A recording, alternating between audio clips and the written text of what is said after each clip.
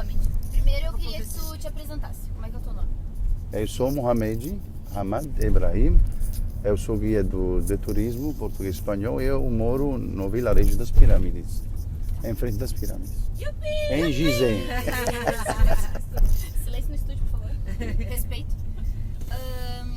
E o nosso biso ele chegou aqui no Egito em 1900. Sim. Como que era assim o cenário político? Como que era É assim, a situação mil- no Egito nessa época? Em 1900, o Egito, naquela data, ainda uma monarquia, que governa o Egito descendentes do rei Muhammad Ali, que era rei turco do Egito, que iniciou sua dinastia em 1805 e sua dinastia chegando até 1952. E o último rei era rei Farouk, e naquela data, Egito ainda, baixo a invasão inglesa, era uma colônia inglesa. E também Egito, se falamos sobre o estado econômico, país rico, por causa disto, ele sempre atrai muitos estrangeiros, entre eles italianos, gregos, armênios. Eles venham aqui no Egito para trabalhar e também para investir. E entre eles, com certeza, seu avô. E eles incentivavam a imigração de estrangeiros? O Egito? Sim, muitos, sim, bastante estrangeiros e também bastante turistas, porque tínhamos hotéis tão lindos e Egito, em algum momento, ganhou a primeira cidade do mundo, enquanto, digamos, a limpeza, a beleza, a ordem, em 1937. Era uma época próspera, assim, pro Egito. Muito próspero, porque uma libra egípcia vale 3 libras esterlinas. Durante a monarquia de Farouk e depois da Segunda Guerra Mundial, Farouk emprestou milhões de esterlinas para a Inglaterra. Veio aqui Churchill, primeiro-ministro, pedindo ajuda de rei Farouk e ele emprestou dinheiro. É verdade. Isso tudo está registrado na história do Egito. E como que foi essa transição da monarquia do rei Farouk Para a República. É isso. Um golpe de Estado do exército egípcio em 1952, liderado pelo presidente, que será mais tarde presidente, Gamal Abdel Nasser, em 1952, e a base disto foi expulsado o rei para a Itália em 1954, rei Farouk, ele e seus filhos. E também nacionalizaram quase toda a riqueza dos estrangeiros e também da família real. E aí eles fizeram a nacionalização desses De quase tudo, todos os ricos do Egito, nosso avô. pegou, digamos, as riquezas da gente. Em 1952 foi nacionalização, por exemplo, do Canal de Suez. Foi nacionalizado. Esse foi ótimo para os egípcios, porque o Canal de Suez ingressa muito dinheiro. Os ingleses tinham o privilégio, a concessão de administrar 90 anos.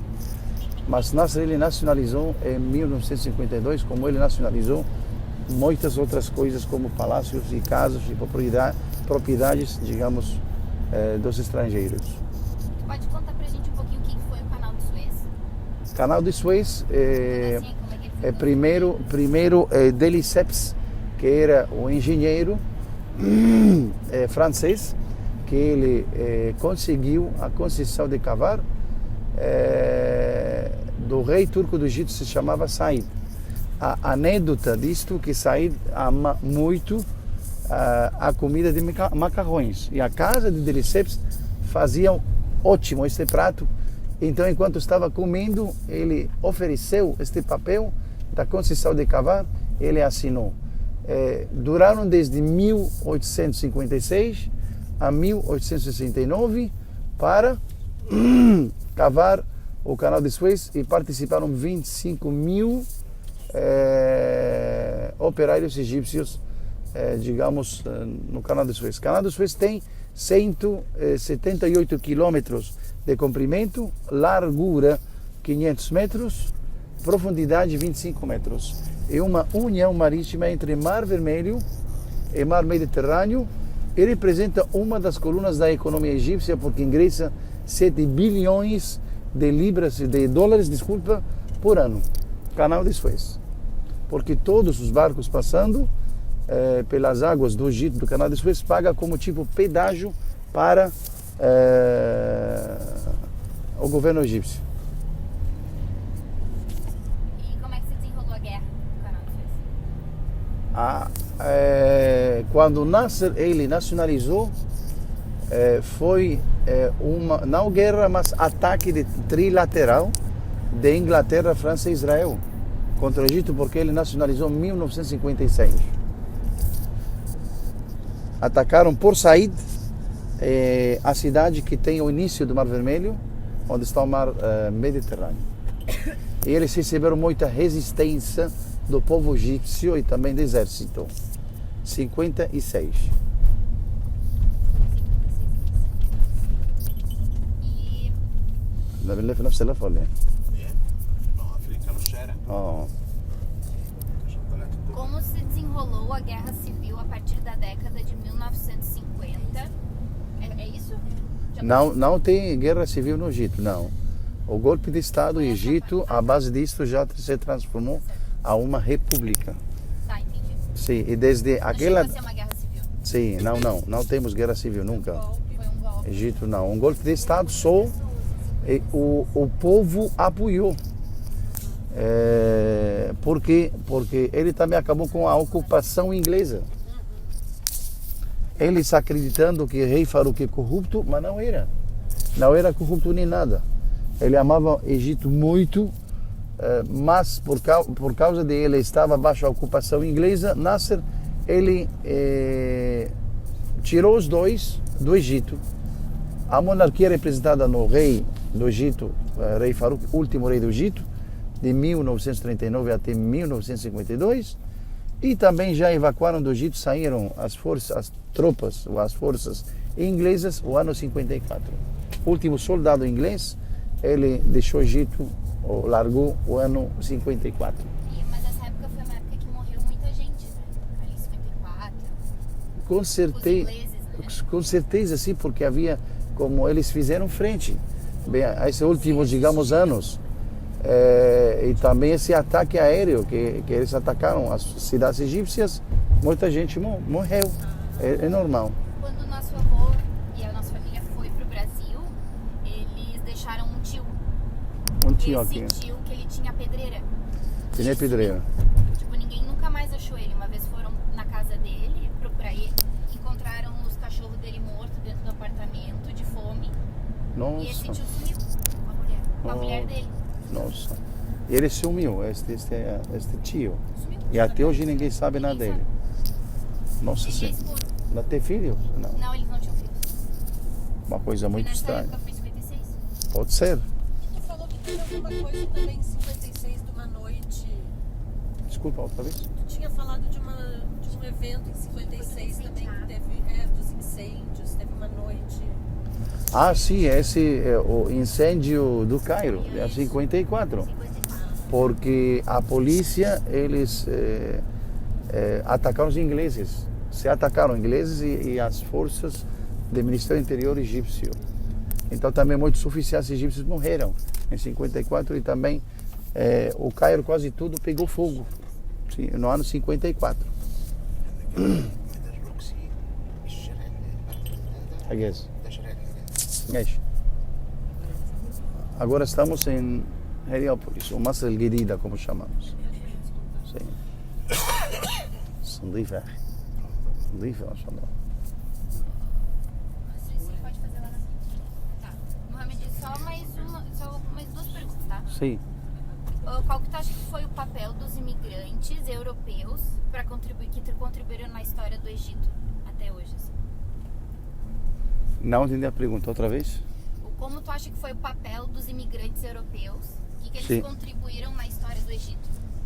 Com certeza os europeus que eles emigraram para o Egito participaram no renascimento do Egito, com certeza, porque muitos deles eram economistas, muitos deles, por exemplo, eram artistas, eram atores e com certeza eles contribuíram e tinha um papel, digamos, na economia do Egito, na história do Egito naquela época. Porque quando você leia, digamos, o mais famoso advogado, por exemplo, naquela época, você acha que é um estrangeiro. Se fala sobre atores, bem, a arte egípcia, atores, o cinema, e acha muitos que são imigrantes, entre eles, não sei quem falava ontem com Cláudia, dizendo Stefan Rosti. Stefan Rosti é um italiano judeu, bem, que ele nascido no Egito, criado no Egito, ele era um dos atores mais famosos do Egito, e quando o Nasser expulsou a ele, sua gente, ele voltou de novo e ficou no Egito, porque ele falou que não pode abandonar essa terra porque é sua. Bem, então, de certa maneira, os estrangeiros tinham seu papel, digamos, na história do Egito, sem dúvida. Olha, porque todos os palácios que foram construídos da família real naquela época, a partir de 1869 até 1953, digamos, 35, eram arquitetos estrangeiros. Por exemplo, o Museu Egípcio, inaugurado em 1902. Quem era o arquiteto? É um francês. Então são estrangeiros. Com certeza eles jogaram um papel muito importante e contribuíram bem com sua experiência e tudo o que eles tinham de elementalidade na história do Egito. Mexe. E só mais uma pergunta. Os nossos avós, eles se casaram aqui no Cairo e aí depois foram para Aswan construir a barragem de Aswan. Isso. Tu pode contar pra gente um pouquinho sobre a barragem? A barragem é um projeto que Nasser pensou para salvar o Egito de muitas coisas. Primeiro, a cheia do Rio Nilo é só água que se perde sem aproveitar. Bom, o Egito, muitas vilas e vilarejos vivem em escuridão. Escuridão. Bom, a terra agrícola cada vez diminuindo. Barragem de Aswan construída de 1960 a 1970. Nasser morreu antes da inauguração, porque ele morreu em 1970, em setembro. A inauguração da barragem de Aswan em 1971, 15 de janeiro. A barragem tem 4 quilômetros de comprimento, aproximadamente, altura 111 metros de altura, largura na base 980 metros, quase 1 quilômetro, largura na ponta 40 metros, então tem uma forma piramidal, bem, a barragem de Aswan. Eles usaram quase 43 milhões, bem, de matérias construtivas, então pode ser 17 vezes maior do que a pirâmide de Quéops. Tem 12 turbinas para gerar energia elétrica. Cada turbina tem capacidade de 175 mil kW. Então, se produz entre 5 mil e 6 mil megawatts na barragem de Aswan. A barragem de Aswan tem 6 comportas principais, bem, por onde passa água e por onde também existem as turbinas, e tem 24 laterais que se usam durante o verão para soltar mais água para o cultivo de arroz e algodão no verão no delta, ali. Barragem de Aswan, o terceiro maior do mundo depois de Itaipu, no Brasil. Bom, barragem de Aswan, também ele contribuiu na mudança de muitas coisas no Egito. Primeiro, mapa de terra agrícola do Egito se ampliou muitíssimo. Bom, gerar energia elétrica em todas as casas devido ou graças à barragem, todas as casas do Egito, no deserto, no delta, no sul, no norte, tem bastante energia elétrica, tudo isso devido à construção da barragem de Aswan. Barragem de Aswan, com certeza, apesar de que Nasser fez coisas que nós não estamos a favor delas, mas também ele fez obras eternas, como a barragem de Aswan, nacionalização do canal de Suez, bom, fundar a fábrica de aço no Egito, instalar o setor público para servir o povo egípcio. Então, barragem de Assuan foi também o motivo pelo qual foi criado o Lago Nasser, que é o lago artificial maior do mundo, 500 quilômetros de comprimento, ocupa um terreno de 6.000 quilômetros quadrados, profundidade 182 metros de profundidade, a largura de 3 a 6 quilômetros, uma reserva de água de 157 bilhões de metros cúbicos de água no Lago Nasser. Além disto, tem muita pesca, tem muitos crocodilos também. Que tu pudesse, se tu souber, falar um pouquinho do bairro, ali onde era a casa deles. O bairro onde estamos, que acabamos de visitar, que se chama Masra El Gedida, hoje. Masra é Egito, Gedida, Nova. O que a gente chama Novo Cairo. Bem, ou Heliópolis. Fundação deste bairro, vamos voltar junto, bem, no ano 1905, quando o Egito recebeu o barão belga Ibn Battuta. Era um empresário muito importante que tem muitos investimentos na Índia e queria também investir dinheiro aqui no Egito. Ele veio e achou, porque você lembra daquele palácio de barão belga, quando saímos do aeroporto? Está em frente de Novo Cairo. Novo Cairo também está em frente, ao outro lado, à esquerda. Bom, então ele decidiu fundar novo bairro no deserto. Então este lugar onde acabamos de estar ali, senhores, era um deserto. Ele fundou aquele palácio, fundou um hotel, bem, e acho que um casino também, bom, e um palácio grande, junto a este palácio que chamamos Palácio de Barão Belga. Desde aquele momento, 1912, quando ele inaugurou o palácio, e também construiu um hotel e outras coisas, o lugar ia crescendo, bem, pouco a pouco, pouco a pouco. Hoje, Novo Cairo, ou Heliópolis, que todo mundo no Egito sabe, que é um lugar de alta sociedade, um lugar muito limpo, de casas bonitas. Maioria dos estrangeiros que trabalhavam no Egito moravam naquele lugar a partir de barão belga, e também a maioria dos italianos e também gregos viviam, quando trabalhavam no Egito, viviam naquele lugar que se chama Heliópolis ou Novo Cairo.